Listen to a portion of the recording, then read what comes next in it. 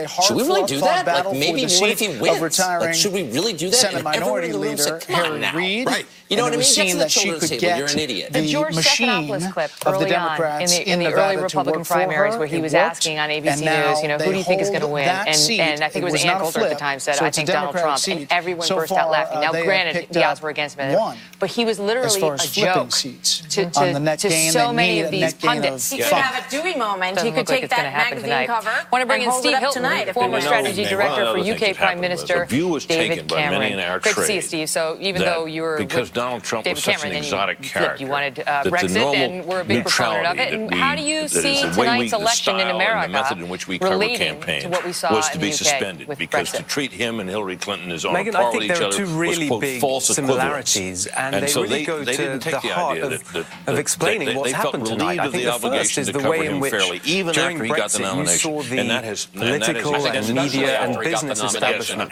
really uniting in their contempt for voters who favour Brexit, describing them as narrow-minded and bigoted and xenophobic and racist, and really painting them as just nasty people. And of course we saw exactly that here, really typified most obviously with Hillary Clinton's basket of deplorables remark. But you saw it right across the board, and I think what that meant was that people didn't want to say that they were supporting Trump, just as they didn't want to say that they were supporting Brexit, and that really explains the shock that a lot of people are seeing tonight. But I think the deeper point, the real similarity that matters most is in the underlying reason for the vote, and that is what's actually happened in the real lives of millions of people thanks to globalization, technology, and all these changes, which is that basically a lot of people have really suffered. I think for me the most explanatory data point in this whole election here in America was published by the Census Bureau about a month or so ago. And we're waiting here for income data. And what it showed was that the median income in America, which means the midpoint of all incomes, is lower today than in 1999. What that means in plain English is that half of all Americans earn less today than 17 years ago. They've had 8 years of Bush, 8 years of Obama, and their incomes are down, and it's no wonder that they look to someone, anyone, to try and make a difference in their lives. Steve, it's Bret Baier. We talked back at the conventions, and you said there's a possibility that this is brewing. Donald Trump used that on the campaign trail. And proof that this organization works. We boarded the Avalon with a destination. Said this was going to be Brexit plus. Means we'll wake up in a new century. Is it? And what about the world reaction? When we saw Brexit, they said everything is going to collapse originally. That is what we're starting to hear of concern around the world.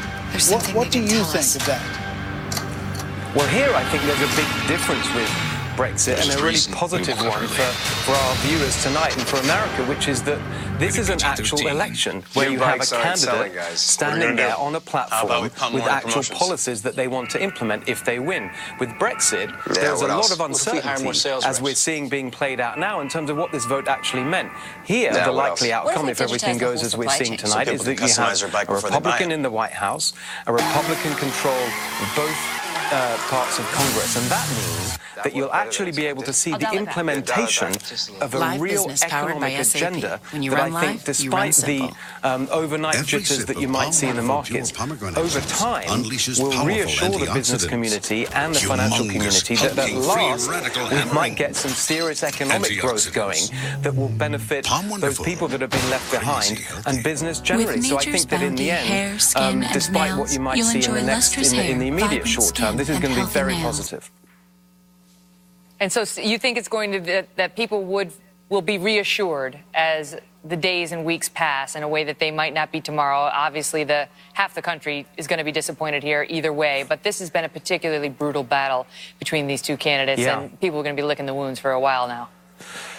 Yeah, Megyn, I thought you captured it really well earlier when you were talking about this, and you were saying, yeah, half the people are going to be cheering, but the other half are going to be thinking this guy who they see as a monster, someone who's dangerous and evil, is now going to be in charge of leading the country. And of course, there's going to need to be some adjustment to that, and I think it's incredibly important. You know, we'll see perhaps this evening how Trump actually responds to this moment. I think he's got a huge responsibility to do so in a way that starts to reassure those people that see him in the terms that you described as someone who really can not just get the economy going and do the specific policy things that he talked about, but really bring the country together at a time when it's going to be really anxious. Steve Hilton in San Francisco. Steve, thank you very much for your perspective. We continue to wait results in several right now, including Michigan, Minnesota, New Hampshire, Arizona.